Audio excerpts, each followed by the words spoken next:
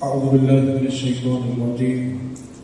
بسم الله الرحمن الرحيم. والكاظمين الغيظ والعافين عن الناس والله يحب المحسنين. صدق الله مولانا العليم. إن الله وملائكته يصلون على النبي يا أيها الذين آمنوا صلوا عليه وسلموا تسليما. بلغ العلا بكماله كشف الدجى بجماله حسنت جميع خصاله. بلغ العلا بكماله كشف الدجى بجماله.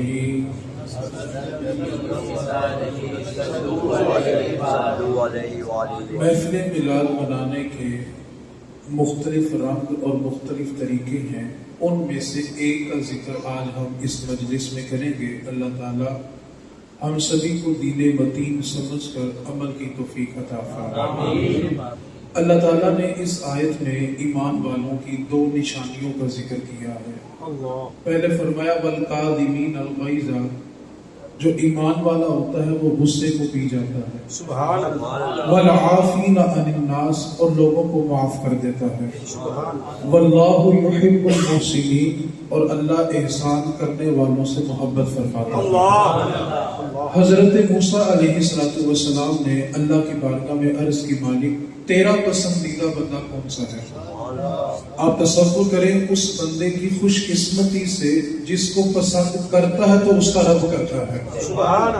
اب سوال ہوا کہ اللہ تیرا پسندیدہ بندہ کون سا ہے؟ تو فرمایا موسیٰ جس بندے کے پاس انتقام کی قدرت ہو، بدلہ لینے کی طاقت ہو، اس کے باوجود وہ میرے بندے کو معاف کر دے تو تیرا رب اس کو بڑا پسند کرتا ہے. یہ رب کا پسندیدہ بندہ ہے. ایک جملہ بول کر میری ساری گفتگو اس کے ارد گرد ہوگی. آپ اس جملے کو سمجھ لیں. میں اس موضوع کی بنیاد بنا رہا ہوں. برداشت کرنے میں اور صبر کرنے میں فرق ہوتا ہے. صبر یہ ہوتا ہے کہ آپ کے پاس بدلے کی طاقت بھی ہے، اس کے باوجود آپ بدلہ نہ لیں اور سامنے والے کو معاف کر دیں. یہ صبر ہے.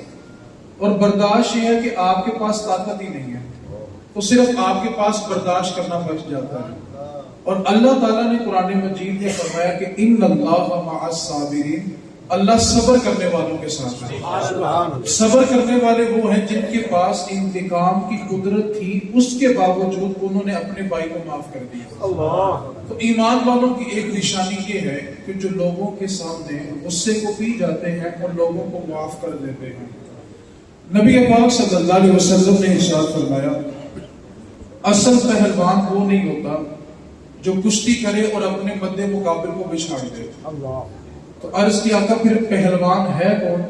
فرمایا اصل پہلوان وہ ہوتا ہے جو غصے کے وقت اپنی ذات پر قابو رکھے. سبحان اللہ. آپ دیکھیں کہ جتنے بھی معاملات میں بگاڑ پیدا ہوتا ہے خاندانی طور پہ، کاروباری طور پہ، ہمارے معاشرے میں، اس میں سے اکثر وہ باتیں ہوتی ہیں جن کا فیصلہ ہم نے غصے میں کیا ہوتا ہے. آج کی اس نشست میں رسول رحمت صلی اللہ علیہ وسلم کی سیرت سے چند ایک ایسے پہلو ہم نے سمجھنے ہیں جو ہمارے خاندانوں کو، ہمارے معاشرے کو، ہمارے دوستوں کو ایک جگہ پہ جمع کر سکتے ہیں. سبحان. اور آپ تصور کیجئے گا کہ نبی پاک صلی اللہ علیہ وسلم نے کس قدر عفو و درگزر سے کام لیا ہے. سبحان. ایک یہودی عالم ہے جس کا نام ہے زید بن سلام. تو رات کا بہت بڑا عالم ہے اور یہ اکثر نبی پاک صلی اللہ علیہ وسلم کی مجلس میں آ کے بیٹھا کرتا تھا. سبحان. اور اس کا اکثر وقت جو تھا وہ حضور کی مجلس میں گزرتا تھا. عالم تھا لیکن یہودیوں کا اور بہت پائے کا عالم تھا. ایک دن یہ حضور کی مجلس میں بیٹھا ہوا تھا کہ اچانک ایک صحابی آئے اور انہوں نے آ کر عرض کی ہے اللہ کے محبوب صلی اللہ علیہ وآلہ وسلم جس دیہات سے میرا تعلق ہے وہاں پہ قحط سالی ہو گئی ہے. قحط سالی کا مطلب یہ ہوتا ہے کہ بارشیں بند ہو جائیں، سبزہ اگنا بند ہو جائے، پھلوں کی سبزیوں کی کمی ہو جائے اور جانور اور انسان بھوک سے مرنے لگے. انہوں نے آ کر عرض کی اللہ کے محبوب جس بستی سے میرا تعلق ہے وہاں پہ قحط سالی ہو گئی ہے، جانور اور انسان بھوک اور پیاس سے مرنے لگے ہیں، تو آپ سے کچھ امداد لینے کے لیے آیا ہوں. اور اگلا سوال یہ ہے کہ اگر مدینے سے امداد نہ بھیجی گئی تو خدشہ ہے اس بات کا کہ جس بستی میں قحط آیا ہے اس بستی میں اکثر لوگ وہ ہیں جو نئے نئے مسلمان ہوئے ہیں، اور اگر ان کی امداد نہ کی گئی تو اس بات کا بھی خدشہ ہے کہیں وہ اسلام کو نہ چھوڑ دیں۔ اب جب سوال کیا گیا اس وقت ظاہری طور پہ نبی پاک صلی اللہ علیہ وسلم کے پاس اس وقت ظاہری طور پہ کچھ نہیں کہا۔ اب نبی پاک صلی اللہ علیہ وسلم نے مجمع میں اعلان کیا کہ اگر کوئی شخص اس بندے کی امداد کر دے تو اس کا قرض واپس کرنے کی ضمانت میں محمد دیتا ہوں۔ قرضہ وہ دے دے، واپسی کی ضمانت میری ہے۔ اب یہ جو یہودیوں کا عالم تھا زید بن ثنا، یہ کھڑا ہو گیا اور کہنے لگا محمد میں اگر اس کو کوئی پھل دے دوں، کوئی خزانہ دے دوں تو واپسی کی گارنٹی نبی پاک میں میری گارنٹی ہے۔ اب اس نے 200 کلو 5 من کھجوریں آنے والے صحابی کو بطور قرض دے دی، اور نبی پاک صلی اللہ علیہ وسلم نے ایک تاریخ طے کر کے، ایک دن متعین کر کے اس کے ساتھ واپسی کا وعدہ کر لیا۔ اب وہ جو صحابی آئے تھے انہوں نے کھجوروں کو لیا اور اپنے علاقے کی طرف پلٹ گئے۔ اب جو تاریخ متعین تھی، جو دن متعین تھا قرض واپس کرنے کا، یہ زید کچھ دن پہلے آ گیا اور بڑے سخت رویے کے ساتھ نبی پاک صلی اللہ علیہ وسلم سے اپنا قرض طلب کرنے لگا، اور اس کے الفاظ میں بڑی سختی تھی، اور سختی بڑھتے بڑھتے اس حد تک چلی گئی کہ اس نے نبی پاک صلی اللہ علیہ وسلم کے کندھوں سے چادر کو کھینچا، اور وہ چادر کالی کملی حضور کے گلے میں پھری اور زمین پہ تشریف لے گئے۔ اب صحابہ مجلس میں کھڑے ہو گئے اور اس کو پکڑنے لگے تو حضور نے روک دیا اور کہا صحابہ اس کو بدلہ نہیں لینا بلکہ اس کی مدد کرو، جو اس کا قرض دینا ہے ہم قرضے سے خلاصی حاصل کریں۔ نبی پاک صلی اللہ علیہ وسلم نے حضرت عمر فاروق رضی اللہ تعالی عنہ کو یہ حکم دیا، اے عمر اس بندے کو لوگ فلاں صحابی کے پاس چلے جاؤ اور اس کو کہہ دینا کہ میں نے بھیجا ہے، اور اس کی کھجوروں کو لٹا دے، اس کو میں لٹا دوں گا۔ اور عمر جب اس کی کھجوریں اس کو دے دو تو جو اس نے کیا ہے اس کو نہ دیکھنا، بلکہ جب یہ اپنی کھجوریں وصول کر لے تو 60 کلو کھجوریں میری طرف سے تحفہ بھی دے دینا۔ اب جناب عمر فاروق نے اس کو لیا اور باغ میں پہنچے 200 کلو کھجوریں جو اس کا قرض تھا اس کو تول کر اس کے سپرد کیا، اور جب جانے لگا تو جو حضور کا حکم تھا جناب عمر نے وہ کھجوریں تولی اور اس کو تحفہ دیا، تو اس نے ساری کھجوریں رکھ دی اور کہنے لگا عمر تمہیں کس نے کہا میں کھجوریں لینے آیا تھا؟ کھجوروں کا تو مطالبہ ہی نہیں تھا۔ تو جناب عمر کو اور غصہ آیا کہ جب تیرا مطالبہ کھجور کا ہے ہی نہیں تو اتنا سخت رویہ کیوں؟ اگر تو کھجوریں لینے آیا ہی نہیں تھا تو نبی پاک صلی اللہ علیہ وسلم کی چادر کو کھینچنے کی ضرورت ہی کیا تھی؟ وہ کہنے لگا آؤ بتاتا ہوں اصل ماجرا کیا ہے، لیکن بتاؤں گا حضور کی مجلس میں جا کر۔ اب جناب عمر نے اس کو لیا اور حضور کی مجلس میں پھر آئے۔ حضور نے جب دونوں کو آتے ہوئے دیکھا تو پوچھا زید تمہیں تمہارا قرضہ مل گیا؟ اب زید گھٹنوں کے بل حضور کی مجلس میں بیٹھے اور کہنے لگے آپ جانتے ہیں کہ میں تورات کا عالم ہوں اور بہت بڑا عالم ہوں، اور میں تورات کو سمجھنے والا ہوں، میں جانتا ہوں تورات کیا کہتی ہے۔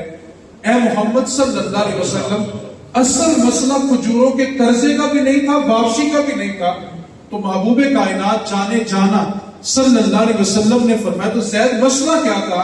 تو زید کہنے لگا اصل مسئلہ یہ ہے میں نے تورات میں نبی آخر الزمان کی جتنی نشانیاں پڑھی تھی ساری دیکھ چکا تھا، ایک نشانی باقی تھی، وہ نشانی یہ تھی کہ نبی آخر الزمان کے ساتھ لوگ جتنی سختی کریں گے وہ محبوب اتنی نرمی کے ساتھ پیش آئے گا۔ یہ نشانی باقی رہتی تھی، آج وہ پوری ہو گئی ہے۔ کھجوروں کو چھوڑیں، اپنا ہاتھ بڑھا کے مجھے بھی اپنے غلاموں میں شامل کریں۔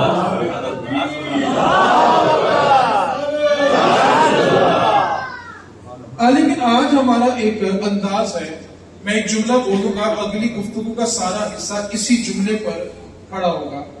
وہ جملہ یہ ہے کہ ہم اپنے بھائی کو، اپنے دوست کو، اپنے رشتہ دار کو معاف کرنے کے لیے اس کے مرنے کا انتظار کرتے ہیں، اور ہم اس کی میت کے سرانے کھڑے ہو کے نا ایک جملہ بول رہے ہوتے ہیں یار تو بولتا کیوں نہیں؟ یار جب وہ بول سکتا تھا تب بلایا کیوں نہیں؟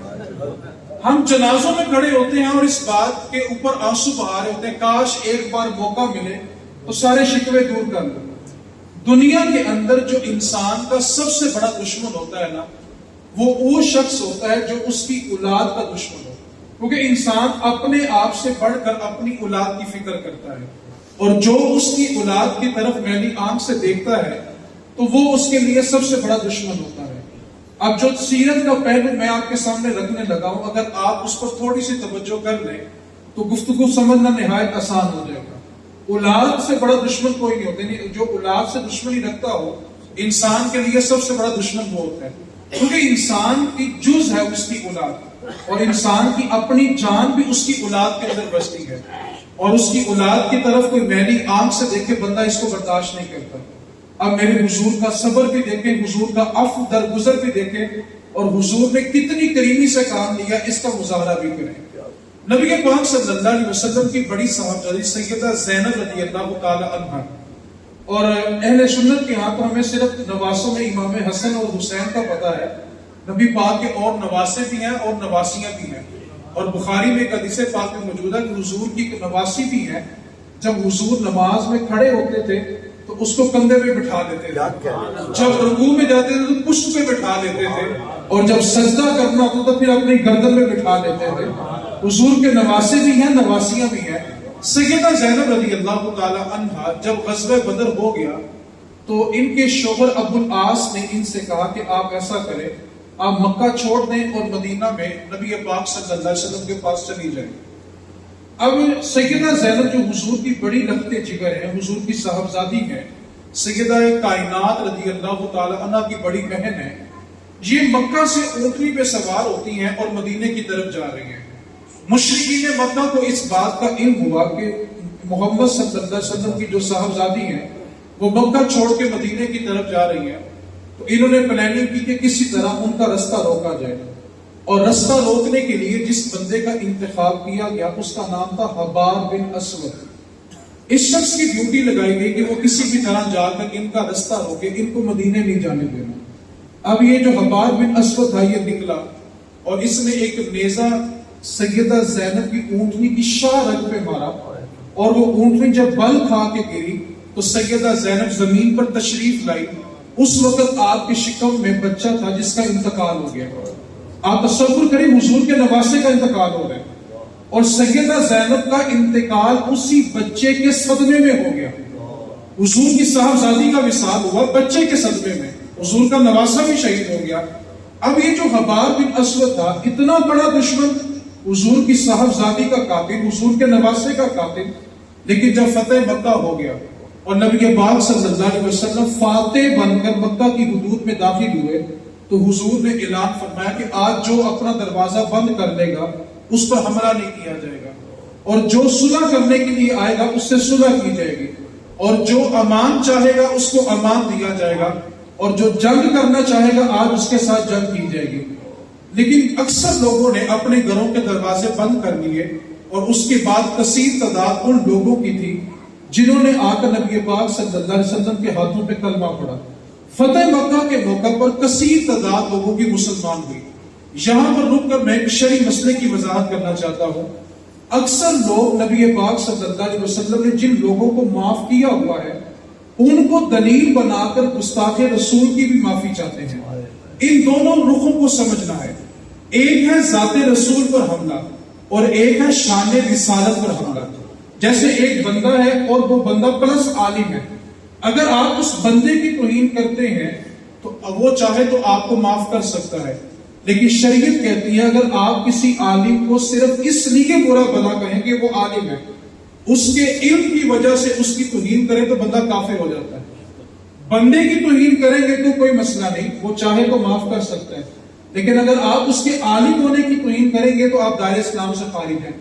اسی طرح نبی پاک صلی اللہ علیہ وسلم نے جن لوگوں کو معاف کیا تھا ان کا حملہ ذات رسول پہ تھا، شان رسالت پہ نہیں تھا، اور جنہوں نے شان رسالت پہ حملہ کیا تھا فتح مکہ والد نبی پاک صلی اللہ علیہ وسلم نے چن چن کے نام لیے کہ جہاں ملے ان کو وہی قتل کر دو۔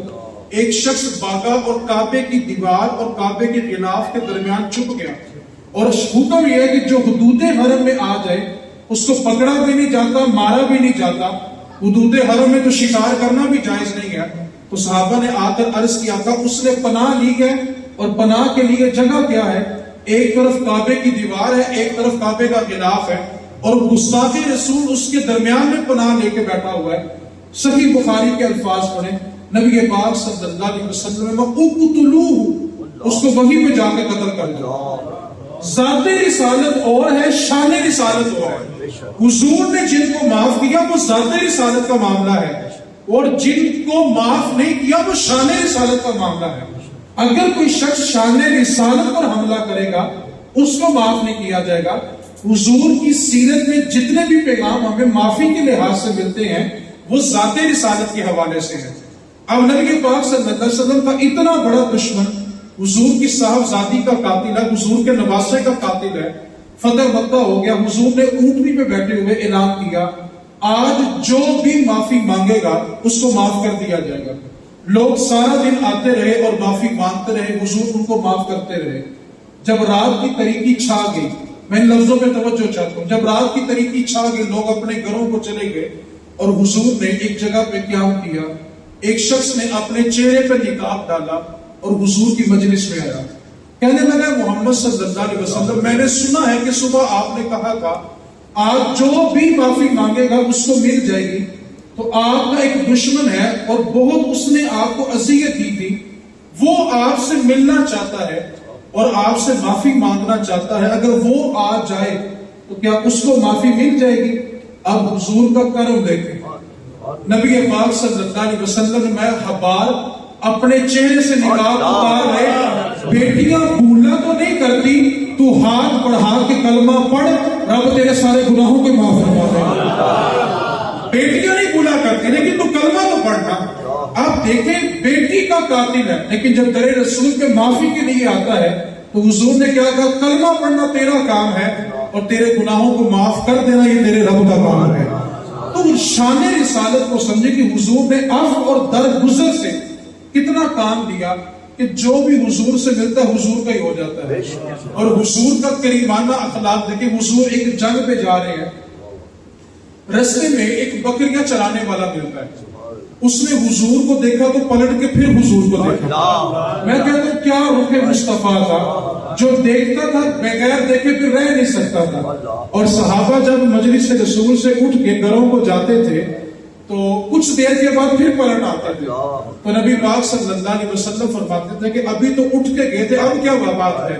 تو عرض کرتے آقا گھر گئے تھے آپ کے چہرے کے بغیر دل ہی نہیں لگتا، ہم پھر دیکھنے کے لیے آپ کی مجلس میں آ جاتے۔ حضور غزوے کے لیے جا رہے ہیں، رستے میں بکریاں چرانے والا ملا، حضور کو دیکھا پلٹ کے پھر حضور کو دیکھا، نبی پاک صلی اللہ علیہ وسلم سے گفتگو شروع کی، پوچھنے لگا آپ کون ہیں؟ تو نبی پاک صلی اللہ علیہ وسلم نے اپنا تعارف پیش کیا کہ میں اللہ کا رسول بن کے آیا ہوں۔ جب تبلیغ کی اس نے کہا ہاتھ بڑھائیں مجھے کلمہ پڑھا دیں، صحابی رسول بن گئے۔ اب وہ عرض کرنے لگے کہ یہ جو بکریاں میرے پاس ہیں یہ میری نہیں ہیں، یہ میرے مالک کی ہیں، اگر آپ اجازت دیں تو میں بکریاں اس کے مالک کے سپرد کر آتا ہوں، جب کلمہ آپ کا پڑھا تو پھر جہاں آپ جائیں گے میں بھی جاؤں گا۔ نبی پاک صلی اللہ علیہ وسلم نے فرمایا کہ تم ایسا کرو ان بکریوں کو شہر کے دروازے سے داخل کر دو، اللہ کی بارگاہ میں عرض کر دو مالک تو ان بکریوں کو ان کے مالک تک پہنچا دے اور تم ہمارے ساتھ آ جاؤ۔ بکریاں شہر کے دروازے میں داخل کی، اب وہ جو شخص ابھی صحابی بنے ہیں حضور کے ساتھ چلتی ہے، غزوں میں پہنچے، جا کے بڑی دلیری کے ساتھ مقابلہ کیا، لڑتے لڑتے شہید ہو گئے۔ نہ نماز ہے، نہ روزہ، نہ حج، نہ زکات، نہ قیام اللیل، نہ صلاۃ اللیل، کچھ نہیں ہے، صدقہ خیرات کچھ نہیں کیا، ابھی کلمہ پڑھا، ابھی جنگ کی، ابھی شہید ہو گیا۔ جب مسلمانوں کو فتح ہوگی تو حضور صحابہ کے جسم مبارک کو دیکھ رہے ہیں، چلتے چلتے اس صحابی کی بھی لاش آئی جنہوں نے ابھی رستے میں کلمہ پڑھا تھا، حضور ان کے سر پہ کھڑے ہوئے اور فرمایا صحابہ دیکھو عمل کتنا تھوڑا کیا ہے اور اجر کتنا بڑا لے کے چلا گیا۔ اس لیے حکم یہ ہے کہ بندہ ساری زندگی یہ دعا مانگے کہ اللہ میرا خاتمہ ایمان پہ۔ بہت سارے لوگ ہیں جو ساری زندگی جنتیوں والے کام کرتے ہیں، میرے محبوب نے فرمایا ان کے اور جنت کے درمیان صرف ایک ہاتھ کا فاصلہ رہ جاتا ہے اور تقدیر غالب آتی ہے تو جہنمی ہو کے مرتے ہیں۔ اور ایک بندہ ساری زندگی جہنمیوں والے کام کرتا ہے، اس کے اور جہنم کے درمیان ایک ہاتھ کا فاصلہ رہ جاتا ہے کہ تقدیر غالب آتی ہے، بندہ جنتی ہو کے مرتا ہے، کیونکہ ایمان کی بنیاد پر ہی فیصلہ ہوگا کہ بندہ جنتی ہے یا جہنمی ہے۔ اس لیے دعا یہ کرنی چاہیے ہمارا جو آخری لمحہ ہے وہ ایمان کی سلامتی والا ہونا چاہیے۔ اور دوسری بات بھی یاد رکھیں، قیامت والے دن جس کو بھی جنت ملے گی وہ اعمال کا بدلہ نہیں ہے۔ اگر کوئی شخص سمجھے کہ میرے اعمال اچھے ہوں گے تو جنت ملے گی، رسول رحمت صلی اللہ علیہ وسلم نے اس کی مثال ذکر کی، بنی اسرائیل کا بندہ جس نے 700 سال اللہ کی بارگاہ میں سجدہ کیا، بروز معاشر جب آئے گا اس کے نامہ اعمال کو تولا جائے گا، اللہ تعالیٰ فرشتوں کو حکم دے گا فرشتوں اس کو جنت میں لے جائے۔ اب فرشتے اس بندے کو جنت کی طرف لے کے جا رہے ہوں گے تو راستے میں اس بندے کی زبان سے نکل جائے گا جنت تو ملنی ہی تھی، 700 سال سجدے جو کیے تھے، رب فرمائے گا فرشتوں واپس لے کے آؤ۔ دوبارہ اس کو میزان پہ لایا جائے گا، اور میزان کا عالم کیا ہے؟ محبوب کائنات صلی اللہ علیہ وسلم نے فرمایا کہ ہر بندے کے نامہ اعمال کی 99 کتابیں ہوں گی ہر بندے کی، اور اس ایک کتاب کی جو چوڑائی ہے وہ مشرق سے مغرب ہے اور لمبائی زمین سے آسمان تک ہے، اور ایک بندے کی 99 کتابیں ہیں جو ترازو میں رکھی جائیں گی۔ اللہ کا میزان اتنا بڑا ہوگا۔ اب اللہ تعالیٰ فرمائے گا فرشتوں اس کو واپس لاؤ، اس کو واپس لایا جائے گا۔ اللہ پوچھے گا تو نے کیا کہا؟ عرض کرے گا مالک جنت تو ملنی ہی تھی، 700 سال تجھے سجدہ جو کیا۔ رب فرمائے گا اس کے سارے نامہ اعمال نکالو، دوبارہ ترازو میں رکھو، اور دوسرے پلڑے میں صرف ایک آنکھ جو میں نے نعمت دی تھی نا، دوسرے پلڑے میں وہ رکھو۔ اس کی نیکیاں 700 سال کے سجدے کم پڑ جائیں گے، اور رب فرمائے گا تو نے 700 سال سجدے کر کے ایک نعمت کا شکر ادا نہیں کیا، اور تو کہنے لگا تجھے جنت سجدوں کے بدلے ملی ہے، فرشتوں اس کو اٹھاؤ جہنم میں پھینک کے آؤ۔ عرض کرے گا مالک خطا ہو گئی، تو رب فرمائے گا سن اور پھر جنت میں جا، تجھے جو پہلے جنت دی تھی وہ تیرے اعمال کا بدلہ نہیں تھا، وہ تجھ پہ تیرے رب کا کرم تھا۔ تو جس کو بھی جنت ملے گی وہ رب کے کرم سے ملے گی، وہ اعمال کا بدلہ نہیں، کیونکہ اعمال کا بدلہ کیا ہے؟ اللہ کی ذات بے نیاز ہے، چاہے تو کسی کا ایک سجدہ قبول کر لے اور چاہے تو کسی کی ہزاروں سال کی عبادت اس کے منہ پہ دے مارے، اس کی شان بے نیاز والی ہے، وہ کسی کی عبادت کا محتاج نہیں ہے۔ تو اپنی ذات کے اندر معاف کرنے کا جو پہلو ہے اس کو رکھیں۔ میں گفتگو سمیٹنے کی طرف جا رہا ہوں۔ میں نے جملہ بولا تھا ہم کسی کو معاف کرنے کے لیے اس کے مرنے کا انتظار کرتے ہیں۔ آپ اگر میری طرف توجہ کریں گے، میرے جملے کو سمجھیں گے، تو شاید میں اپنا معافی ضمیر آپ کے سامنے بیان کر سکوں۔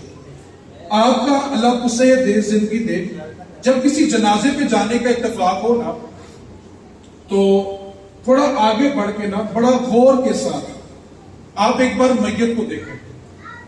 وہ صرف ایک انسان نہیں ہوگا، کفن کے اندر صرف ایک انسان، بلکہ اس کی ساری زندگی کی ضد اس کے ساتھ پڑی ہوگی، ساری زندگی کی انا اس کا تکبر، اس کی ضد بازی، سارا کچھ اس کے ساتھ پڑا ہوگا۔ وہ صرف ایک انسان نہیں ہوگا۔ وہ جو کہتے تھے میں اپنے بھائی سے صلح کرنے کیوں جاؤں، میں کیوں کروں، میں اس کے دروازے پہ کیوں جاؤں، وہ صرف ایک میت نہیں ہے۔ آپ مجھے ایک بات بتائیں، کوئی بندہ یہاں پر ایسا موجود ہے جو اس بات کا دعوے دار ہے کہ اس نے اٹھ کے اپنے گھر تک چلے جانا؟ کسی بندے کے پاس یہ دعویٰ ہے کہ میرا جو سانس اندر اترا ہے اس میں باہر بھی آنا ہے؟ کسی بندے کے پاس یہ دعویٰ ہے کہ جو سانس باہر چلا گیا اس نے دوبارہ اندر بھی آنا ہے؟ یار جب ہمارے پاس ایک سانس کا بھی بھروسہ نہیں ہے تو انتظار کس چیز کا ہے؟ اب آپ نے بڑی توجہ کے ساتھ بات کو سمجھنا ہے۔ آپ میں سے جتنے احباب تشریف فرما ہے، آپ مسجد میں داخل ہو اور آپ کو مسجد میں گرا ہوا ایک تنکا مل جائے، کوئی کچرا مل جائے، تو آپ سب اس کچرے کو کیا سوچ کے اٹھاتے ہیں کہ مسجد اللہ کا؟ اپنے گھر سے اٹھائیں یا نہ اٹھائیں لیکن مسجد سے، وجہ کیا ہے؟ مسجد اللہ کا، مسجد اللہ کا، مسجد کیا ہے جی؟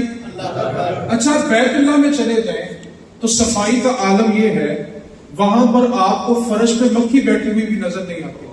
اس کی وجہ کیا کہ بیت اللہ، پھر بولے اچھا جو ہندو لوگ ہیں وہ اپنے مندر کو بڑا صاف ستھرا رکھتے ہیں، اور اس کی وجہ کیا ہے؟ وہ کہتے ہیں ہمارے معبود کا گھر ہے۔ آپ یہودیوں کو دیکھیں تو وہ اپنے کلیسا کو بڑا صاف رکھتے ہیں، ان سے پوچھیں کیا وجہ ہے تو کہتے ہیں جی ہمارے معبود کا گھر ہے۔ عیسائی اپنے چرچ کو بڑا صاف رکھتے ہیں، ان سے پوچھیں کیا وجہ تو کہتے ہیں ہمارے معبود کا گھر ہے۔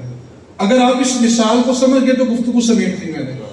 مسلمانوں نے مسجد اور کعبہ صاف رکھا کیونکہ وہ اللہ کا، ہندو نے کیا صاف رکھا؟ کیونکہ وہ اس کے نزدیک اس کے معبود کا، عیسائی نے اپنا چرچ صاف کیا، وہ اس کے نزدیک اس کے معبود کا، یہودی نے اپنا کلیسا صاف کیا، وہ اس کے نزدیک اس کے معبود کا۔ لیکن پتے کی بات بلا کیا ہے؟ خدا ان میں سے کسی جگہ بھی نہیں رہتا. نہ رب مسجد میں، نہ کعبے میں، نہ مندر میں، نہ چرچ میں، نہ کلیسا میں. کیوں؟ ہم اس رب کو ماننے والے ہیں جو کسی جگہ سماتا ہی نہیں. جو کسی جگہ میں سما جائے وہ تو رب ہی نہیں ہوتا.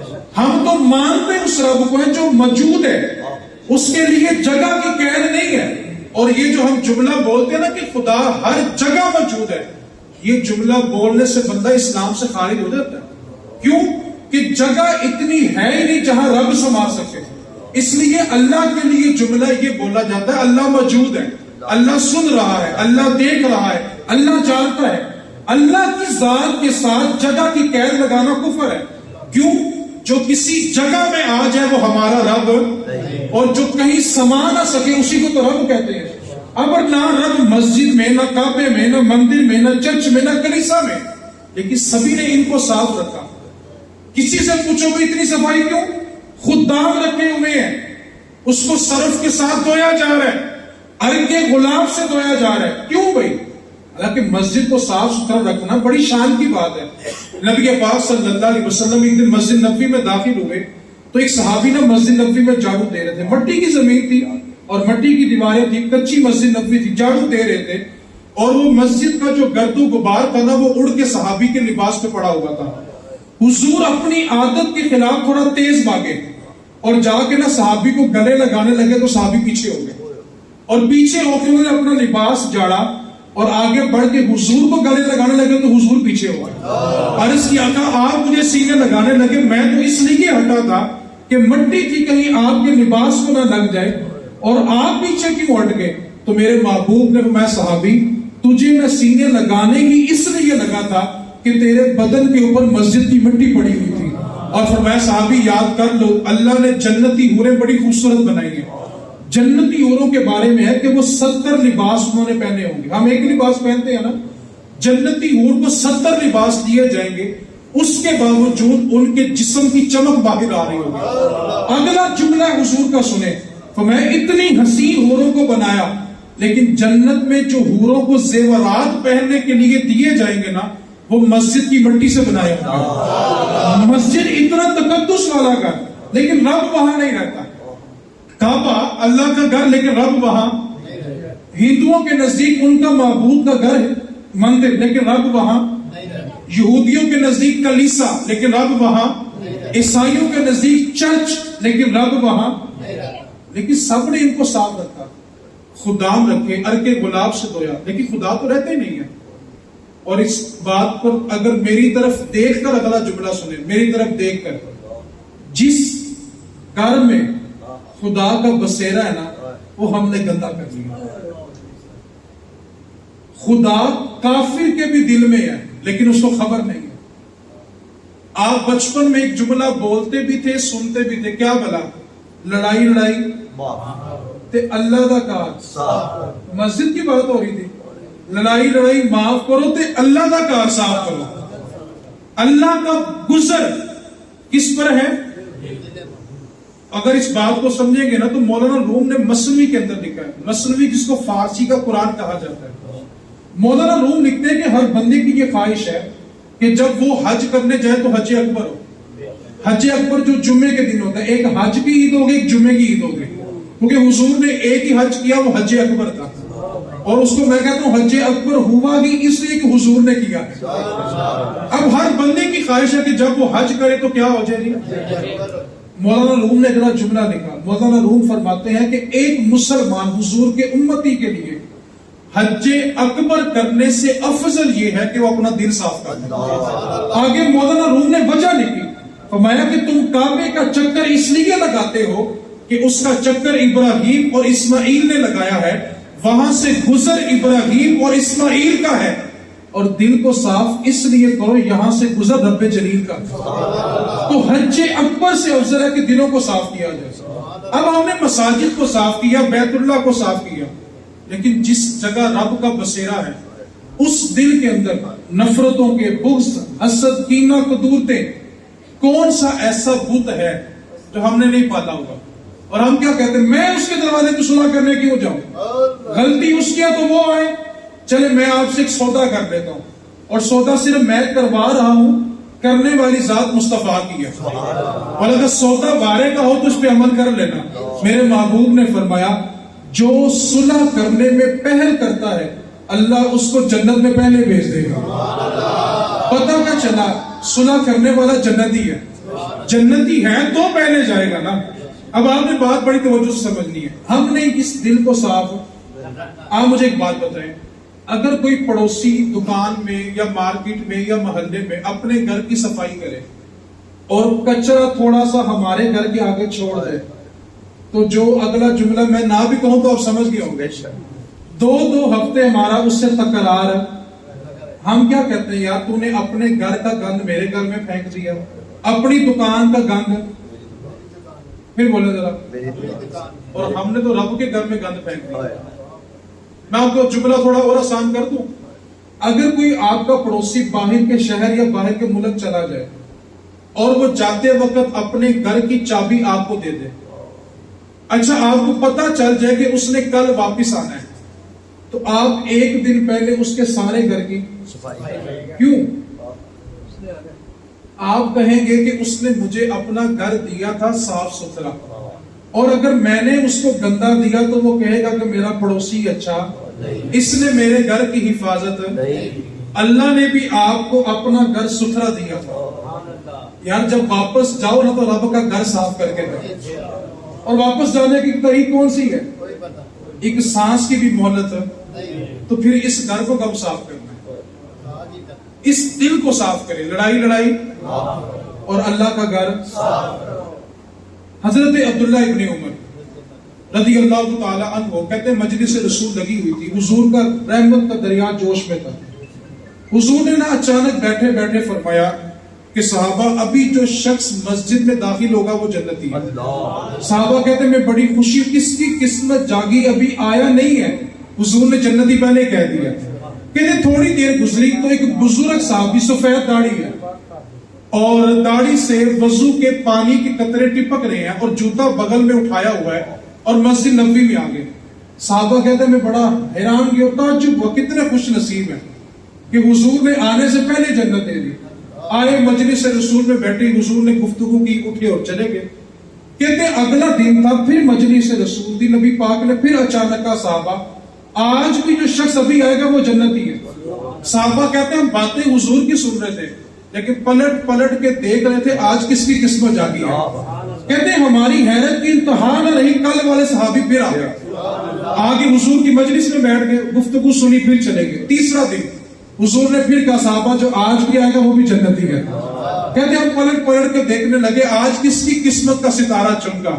کہتے ہیں ہماری حیرت کی انتہا نہ رہی, وہ پہلے والے صحابی پھر آ گئے.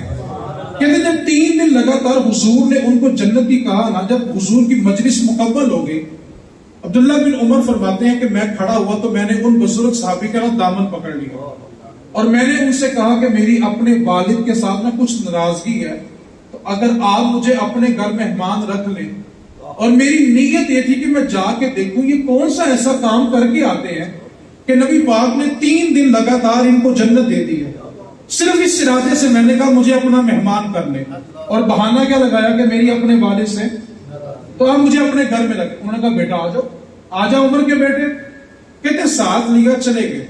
کہتے معمول کی نمازیں انہوں نے پڑھی, معمول کی نمازیں میں نے پڑھی, ذکر اذکار انہوں نے کیا, وہ بھی سو گئے میں بھی سو گیا. کوئی خاص عمل نظر نہیں آیا. صبح اٹھے تو میں نے کہا کہ اگر آپ مجھے 1 دن کی مہلت اور دے دیں, کوئی بات نہیں, رہ لو. کہتے سارا دن بیت گیا, رات بیت گئی, کوئی خاص عمل نظر ہی نہیں آیا. معمول کی نمازیں ان کی, معمول کی نمازیں میری, ذکر اذکار ان کا وہ میرا, ہم دونوں سو گئے. جب تیسرا دن بھی بیت گیا تو میں نے شام کے وقت ان کا دامن پھر پکڑا اور میں نے عرض کی بابا جی میری والد کے ساتھ کوئی ناراضگی نہیں ہے.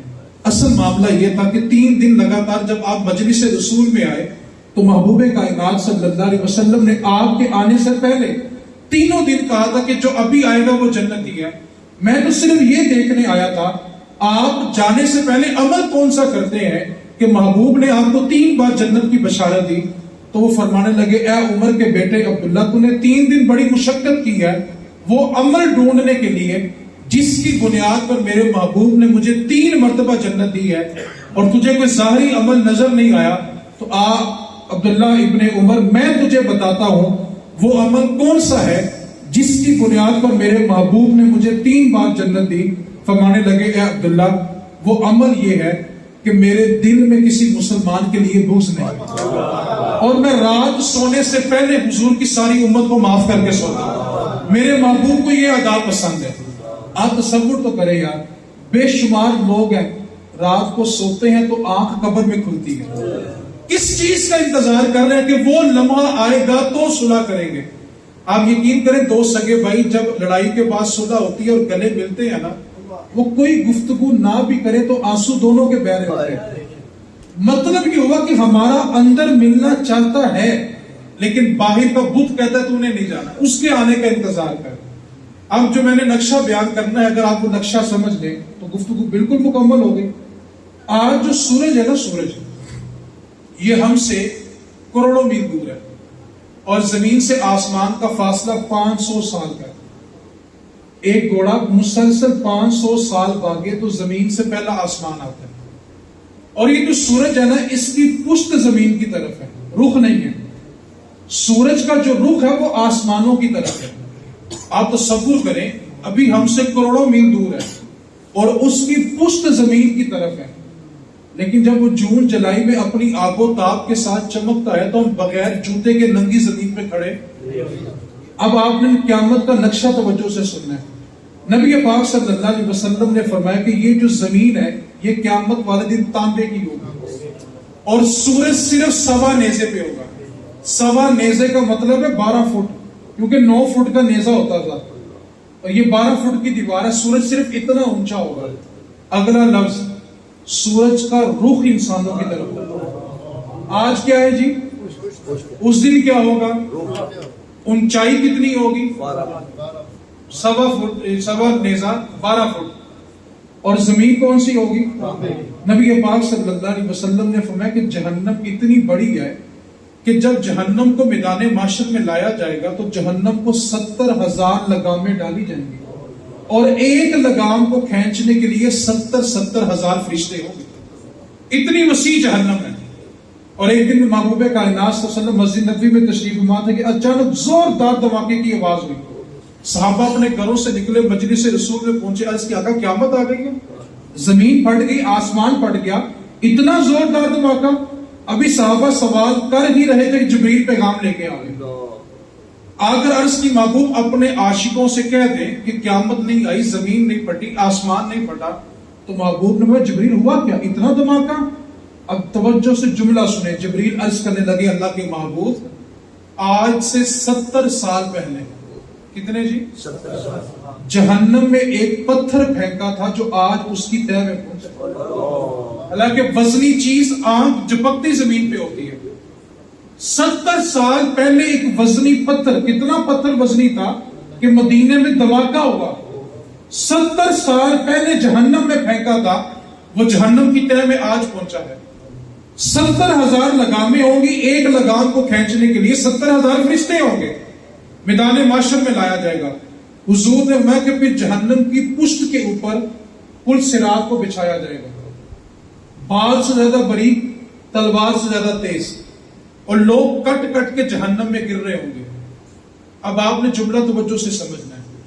عالم کیا ہے, زمین تانبے کی, سورج 1.25 نیزے پہ, سورج کا رخ انسانوں کی طرف, انسان اپنے پسینے میں ڈوب رہا ہوگا.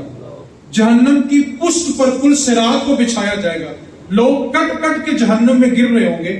اور میرے محبوب نے فرمایا جو پل صراط کو پار کر لے گا نا, اس کی پیاس کی شدت کا عالم یہ ہوگا کہ زمین میں موجود جتنا پانی ہے سارا بھی پلا دو تو اس کی پیاس میں ایک گھونٹ بھی کم نہیں ہوگا.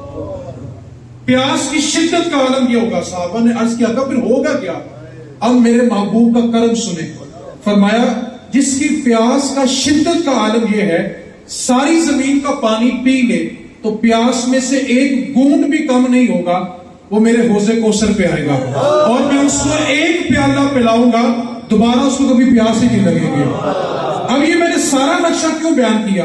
زمین تانبے کی, سورج 1.25 نیزے کے اوپر, اس کا رخ انسانوں کی طرف، انسان پسینے میں ڈوب رہا ہے، پل صراط کو جہنم کی پشت پہ رکھا، لوگ کٹ کٹ کے گر رہے ہیں، پیاس کی شدت کا عالم یہ ہے کہ ساری زمین کا پانی پی لے پھر بھی پیاس میں سے ایک گھونٹ بھی کم نہیں ہوگا، محبوب ایک جام پلائیں گے، دوبارہ کبھی پیاس نہیں لگے گی۔ یہ سارا نقشہ میں نے اس لیے بیان کیا کہ میرے محبوب نے فرمایا جس کے دروازے پہ اس کا بھائی صلح کرنے کے لیے گیا اور سامنے والے نے بغیر عذر کے اس کے ساتھ صلح نہیں کی تو بروز محشر میرے حوض پہ پانی پینے نہ آئے۔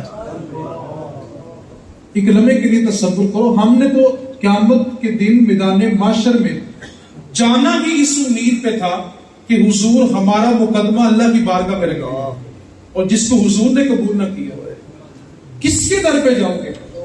اس دن تو انبیاء نے بھی حضور کے در پہ آنا ہے، اور اگر حضور نے قبول نہ کیا تو، لیکن ہم معاف کرنے کے لیے مرنے کا انتظار کرتے ہیں۔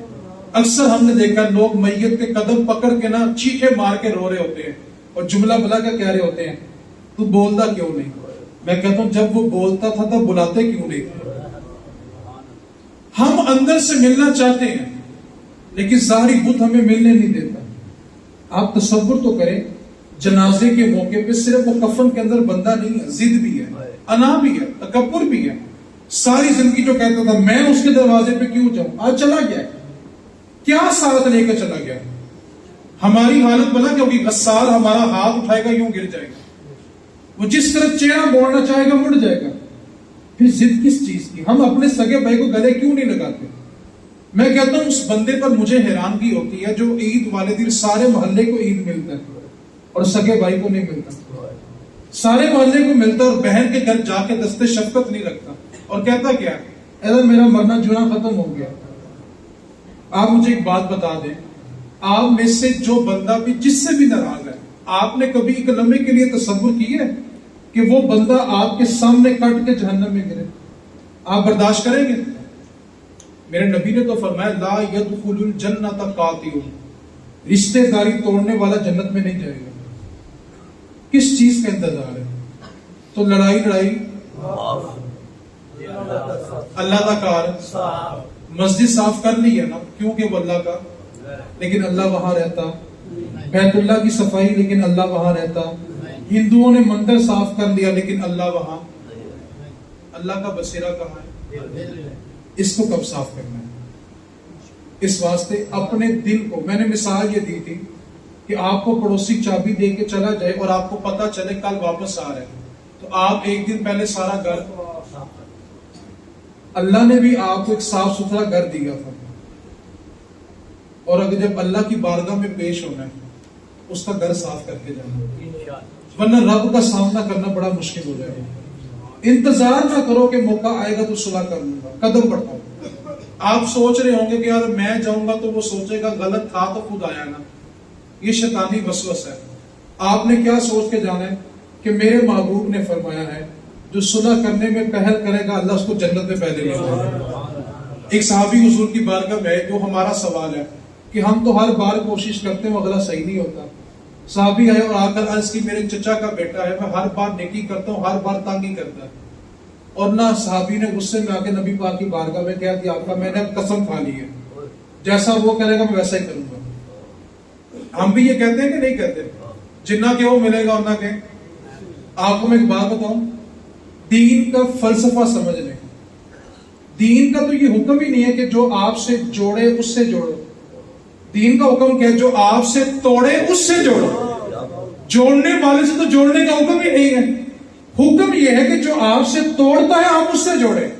صحابی نے عرض کیا کہ میں نے قسم کھا لی ہے جیسا وہ کرے گا، نبی پاک مسکرا پڑے، فرمایا ایسا کر جا کے قسم کا کفارہ دے اور صلح کر دے۔ اس لیے درویش نے کہا تھا، آپ نے وہ سوتر دیکھی نا، سوتر داغا، ایک بندہ ادھر کھینچے دوسرا ادھر کھینچے تو سوتر کیا ہوگی؟ ٹوٹ جائے گی نا۔ ہم کیا کہتے ہیں جیسا وہ کرے گا ویسا، اگر وہ کھینچ رہا ہے آپ بھی کھینچے تو کیا ہوگا؟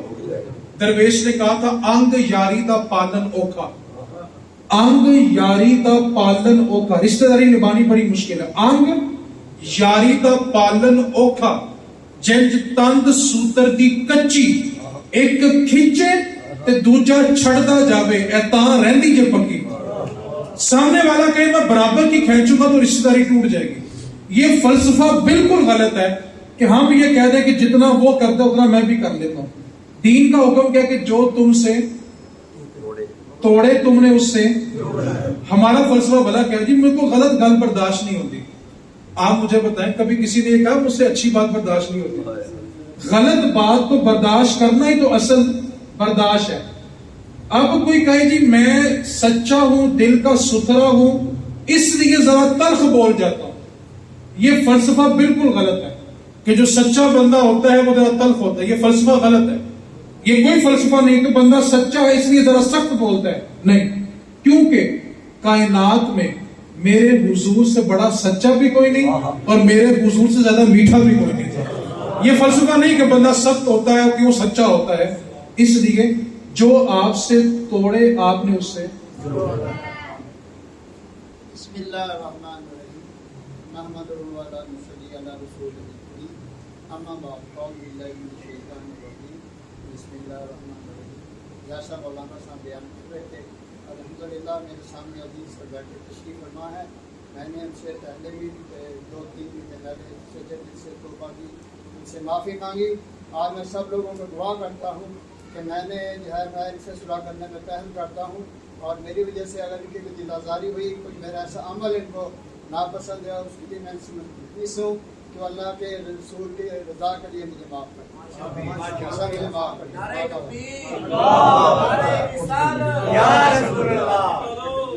مہربانی ذرا آپ کی کرم نوازی اگر آپ پہلے مل لیں تو ہمیں خوشی ہو جائے گی آپ نے ہماری بات کی.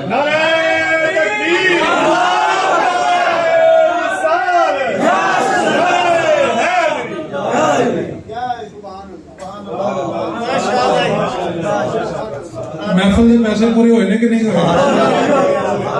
اللہ تعالیٰ ان کو ساری زندگی سلامتی عطا فرمائے، ایمان کی سلامتی عطا فرمائے. اللہ میری اس گفتگو کو باقیوں کے دلوں میں بھی اترنے کی اللہ تعالیٰ توفیق دے. ایک بات پہ یاد رکھیں، اس کے کرم کے سوا اس کے کبھی تصویر بھی نہیں ملتی. اللہ تعالیٰ مجھے بھی دین پر استقامت دے. اللہ آپ کے صدقے مجھے دین پہ قائم رکھے. اللہ تعالیٰ ان دونوں حضرات کو جزائے خیر عطا فرمائے. اللہ ہم سبھی کا خاتمہ ایمان پہ فرمائے. میں نے آپ کو حدیث پاک سنی، جنت اعمال پر کس پر ملنی ہے؟ اللہ کے طرف پہ ملنی ہے.